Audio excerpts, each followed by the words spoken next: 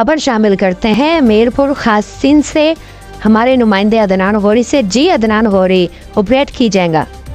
جی بالکل، ملک بھر کی طرح 8 فروری 2024 کو جنرل الیکشن کے سلسلے میں میرپور خاص کی قومی اسمبلی کی 2 نشستوں اور صوبائی اسمبلی کی 4 نشستوں پر انتخابی مرحلے کا ہوا، جس میں پاکستان پیپلز پارٹی، متحدہ قومی موومنٹ پاکستان، تحریک انصاف، MQM پاکستان کے آزاد امیدوار، GDA آزاد امیدوار، جماعت اسلامی، تحریک لبیک پاکستان سمیت دیگر پارٹیاں انتخابی مرحلے میں شامل تھے۔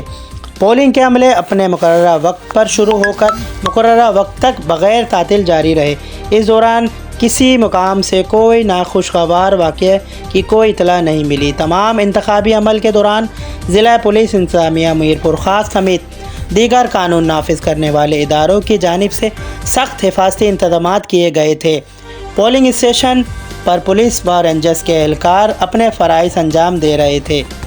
پاکستان پیپلز پارٹی نے قومی اسمبلی کی 2 نشستوں اور صوبائی اسمبلی کی 4 نشستوں پر اپنے امیدوار کھڑے کیے تھے، جبکہ MQM پاکستان کی جانب سے صوبائی اسمبلی کی 1 نشست پہ PS 45 میرپور خاص ون پر اپنا امیدوار کھڑا کیا، جبکہ MQM پاکستان NA 211 212 PS 40 47 48 پر آزاد امیدوار GDA کے امیدوار کی حمایت کر رہی تھی۔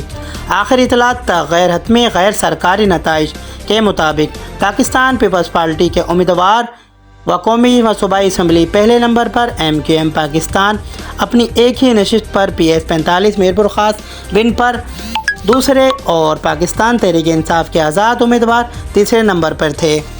Report Adnan Ghori, K6 city news, Karachi.